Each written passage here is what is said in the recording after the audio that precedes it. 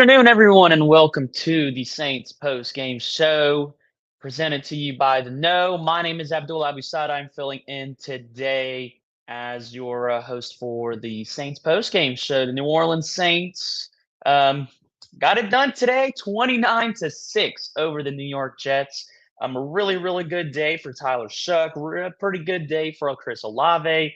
And I'm here to kind of break it down and my thoughts on the game and all the post game what ifs, what nots, and all that. First of all, I gotta say, Tyler Shuck did a really great job today. 32 of 49, 308 yards, one touchdown.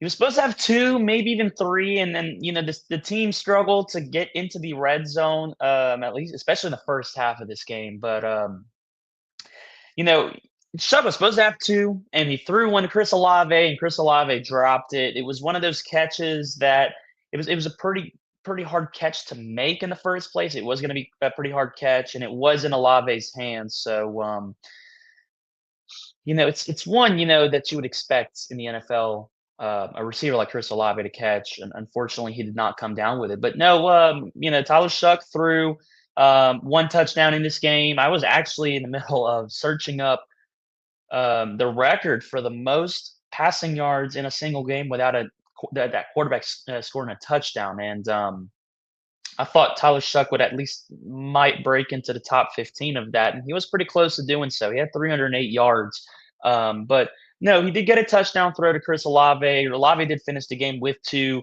touchdowns. The other one thrown by Taysom Hill. We'll get to that in just a little bit.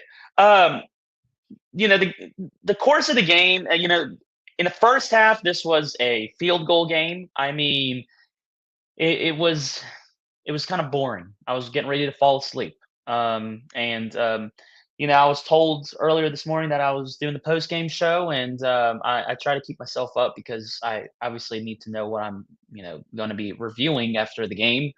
So I ended up having to stay up and watch the game in its entirety. It was pretty boring in the first half. Field goal after field goal in the first half, and the score at halftime was 9-6, New Orleans. Three field goals for the Saints, two for the Jets. You have five field goals in the first half. Now there was a missed field goal in there. At the end of the first half, Charlie Smith tried to kick a 61-yarder. Was not wide left. It was wide left. It was an awful kick, but no, he had the distance. He definitely had the distance. Just it was very wide left. So the Saints go into halftime with a 9-6 lead, and they come out of halftime and they were able to put up two touchdowns and pretty much seal the deal in this game. Shut out the Jets in the second half, so their only points came in the first half. Only allowed 0 points in the second half. So no, I think this team played pretty well. In the second half, in the first half, they moved the ball pretty well. They just couldn't score. Olave was supposed to have, like I said, that touchdown pass to the right corner of the end zone, and he couldn't bring it down. And so you ended up pretty much touchdownless in the first half. Going back to the first drive of the game. First drive of the game, Saints get the ball. When the Saints get the ball, Taysom Hill fumbles on I believe in the second play of the game, and it was turned over. And I think at that point in the game, I was like, man, this is almost a weekly occurrence by Taysom Hill. Whether he fumbles the ball or drops too many catches, makes mistakes. Taysom just has not looked his true self ever since he's come back from that ACL injury. Now he did end up making up for it later in the game. He played well ever since, and that's that. Next drive, Brady Cook, who was starting for the Jets, I believe today was his first start. In the first drive of his game, he went 3 for 4, 20 yards, couldn't make it into the end zone, got the team into the red zone, just couldn't score a touchdown, and so they kicked a 29-yard field goal. And pretty much it was just this type of game, pretty much. Both sides, especially the Saints, were moving the ball pretty well in the first half, but there was just not a lot of scoring. Going into the second quarter, the game was tied at 6-6 early in the second quarter. Taysom Hill um, makes yet another, and I'm not going to blame Taysom Hill on this. This was just merely basically a play calling issue here. 4th and 1, the Saints go for it. I believe it was on the Jet side of the field, and Taysom Hill goes directly under center, gets the ball, QB sneaks it, not even close, does not get the first down, turnover on downs, and I'm not sure how I felt about that play call. I mean, there were better options than to go for a QB sneak. Obviously, this team's offensive line isn't where it needs to be. It is not powerful. It is just it's just it didn't work out. So um, Jets get the ball. The Saints, when they get the ball next, they go 3 and out, and on 4th and 1, halfway through the second quarter, you got to punt the ball because Kellen Moore obviously was still sour about the last drive's fourth down unsuccessful conversion. Punts the ball, and no, it was not a punt. It was a fake punt, a direct snap to Taysom Hill, which this was the point of the game where it was kind of turning around for Taysom Hill, and he was, finally getting things done. Gets a direct snap and runs it for a first down. So, the punter didn't even get a chance to touch the ball. It was just a direct snap to Taysom Hill. Taysom Hill gets the first down, and there you go. You're moving the ball from there. Um, and I was laughing because a few seconds prior, they panned the camera to Kellen Moore's face, and when you looked at Kellen Moore's face, it was he had that little smirk. You can't even see the smirk, but he had that look and like that little smirk in his face, and I was like, he's cooking something. And I didn't think a fake punt was coming, but after the fake punt happened, I went back and I said, that face made a lot more sense after I saw that play. So Kellen Moore knew what he was doing, and that it was successful. They got the conversion, and the fake punt worked out. So that was that. But no, other than that, it was pretty much a field goal slugfest in the first half. Look, I was at the Texas A&M Miami playoff game yesterday. Drove 6 hours, six whatever to 6.5 hours to College Station, and it was basically almost a field goal slugfest yesterday. There was 4 missed field goals. Uh, if those field goals were made, if it wasn't for the wind, that game would have been a field goal slugfest because Miami scored the only touchdown in the game, and it was basically in the last minute of the game. So, um, and I come back over here and watch this game, and it's a field goal slugfest in the first. I'm like, what am I getting myself into, wasting my time watching these games? But and Olave, he struggled in the first half. Also in the second half, I mean, dropped that touchdown pass that was thrown beautifully to him. I mean, I don't think Tyler Shuck could have thrown it any better than that. Really great pass by Tyler Shuck. And in the second half, Olave catches the ball, I believe, in the fourth quarter, and as he's going down, he fumbles the ball. And now, review uh, basically said that he was down by contact, and his elbow was down before that ball had came out of his hand.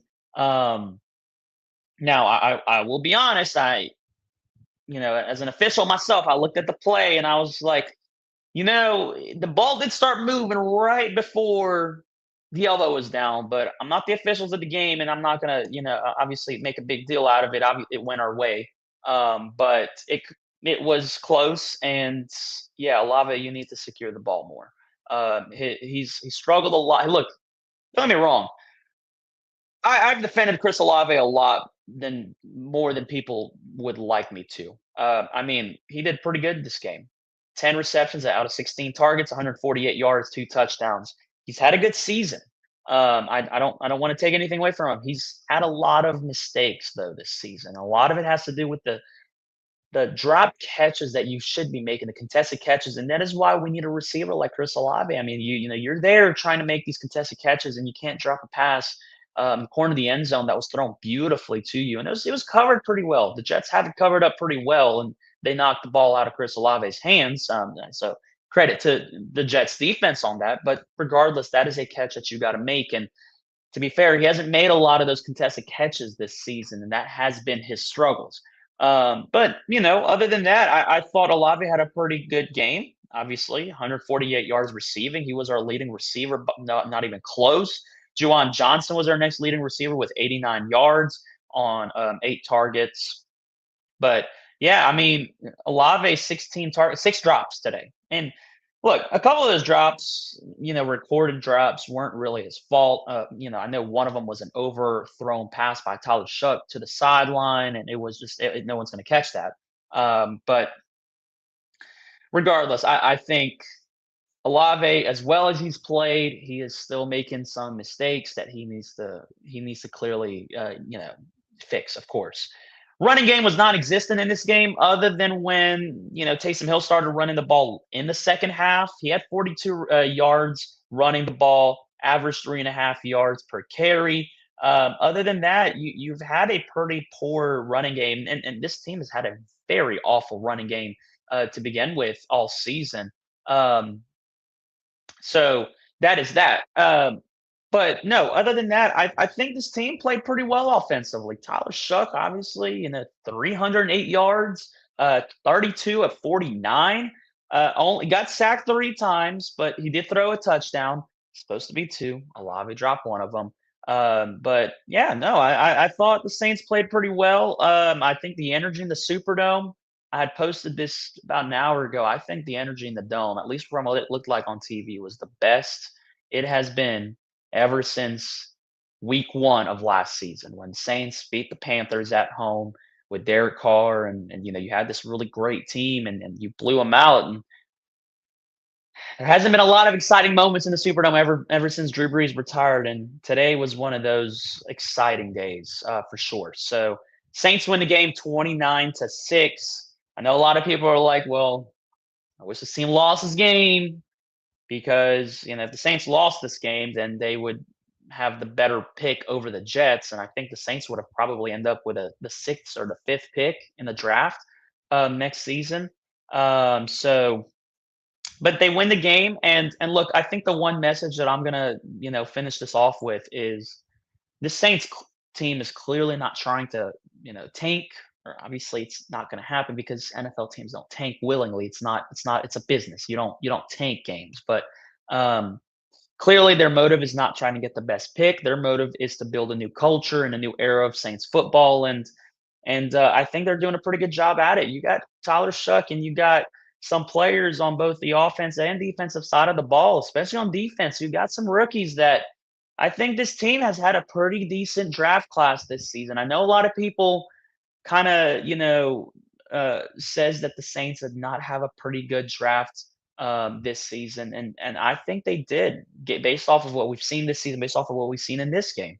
Um, and they're simply trying to win games to build a new culture and hopefully go into next season being able to win games and start a new era of Saints football because obviously that's what we need. And I think the Saints have found their future with Tyler Shuck as long as he can stay healthy. Today he didn't get thrown around as much as he did last week, and it was apparent that he was a little. It seemed like he was a little banged up today from those bang ups that he had last week. But yeah, I think the Saints played a pretty good game, 29-6. Not the first half I was expecting. I was expecting the Saints to start pretty strong, but they had a pretty good second half, and I look forward to seeing them continue this. They play the Titans next in Nashville. I will be there for that game, and that Nashville game. Look, Nashville is obviously not a great team either. Not that the Jets are really a great team to really credit the Saints for a really good win today, but given how poorly this team has played this season, a win is a win, and a Saints, you know, blowout win is a special thing, of course. So Saints get it done 29-6. You go to Tennessee next week. You play the Titans, and the Titans, they're not that good. I do think they're better than the Jets. They have some talent. Obviously, you have Cam Ward, who is a rookie, and they're trying to build a new era over there in Tennessee, of course, as well. It's going to be a pretty interesting game. Not sure how the weather's supposed to look as far as I'm aware of. It's supposed to be cold and windy and potentially raining in Tennessee next week. But and then you go to Atlanta to play the Falcons. And I hope we beat them. Obviously, I don't want us to lose to the Falcons. Part of me said I wish we lost to the Jets, and part of me wishes that we lose to the Titans next week. But look, regardless if it happens or not, I think this team is happy with where they're at. I think that the roster itself and the coaching staff, like I think the team is starting to mesh up together, and I think that's the most important part for all you Saints fans out there who want this team to tank. Just understand that um, they're trying to build a new culture here, a new era of Saints football, and I think they're doing a pretty good job at it. I think we got something special with Kel Moore and Tyler Shuck. So that's that. One last thing, Cam Jordan, of course, got his 51st sack, or sorry, he got a sack today, which was on his 51st quarterback in his career. So that's that. Cam Jordan's family was in the building in the Superdome today. And I think signs are all pointing to this being Cam Jordan's last and final season in New Orleans. If not, last snap Indiana or last season in the NFL. He got a sack today, and he's had a great career. And look, if Saturday, January 3rd or Sunday, January 4th is his last game as a football player in the NFL, then we got a lot out of Cam Jordan, of course, and something to celebrate about.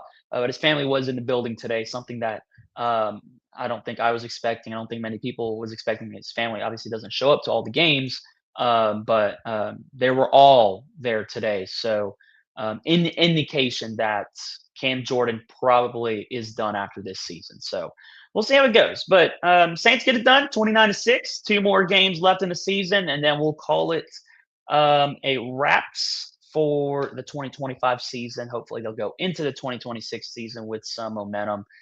Clearly, they've got that momentum. Tyler Shuck right now is 4-3 as a starter. The Saints have won 4 of their last 6 games, so they got something built up, I guess. A little too late, but hey, if it's for building this new culture, I'm all in for it. So we'll see how it goes. Thank y'all for tuning in to the Saints post game show brought to you by the Kneaux. One last thing I'm searching up real quick. The Saints right now actually hold the 8th overall pick in the 2026 draft. So they actually, with the win, they go up a spot. So they were 7th last week. They're now at 8th. The Jets now get the best of this, obviously, because they lost. They now go to 4th overall. And so the Saints right now have the best pick of all 3 5-win teams so far. And it's just going to be what happens with the rest of the games tonight. So we'll see how it goes. All right, that'll do wraps. Thank y'all for tuning in to the Saints post-game show brought to you by the Kneaux. Once again, my name's Abdullah Abusada, filling in on this show. We'll see y'all next week with our pregame show before the Titans game, as well as our postgame show. Thank y'all for tuning in. Y'all have a great rest of y'all's day and Sunday. Have a good one, guys.